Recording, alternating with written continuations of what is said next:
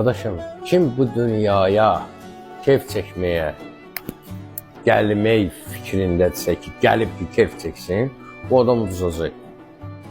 Peyğəmbərimiz bu dünyanı zindana bənzədir. Dünya müminin zindanıdır. Bu dünyada keyf deyilən bir şey yoxdur. Bu dünyada əbədi səadət deyilən bir şey yoxdur.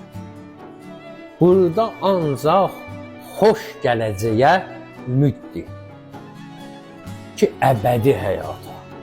Burada xoşbəxt olarsan bir gün, 2 gün, 3 gün, 5 gün. Sonra o adiləşəcəksən. Daha yaxşısını istəyəcəksən. Daha çoxunu istəyəcəksən. Daha böyüyünü.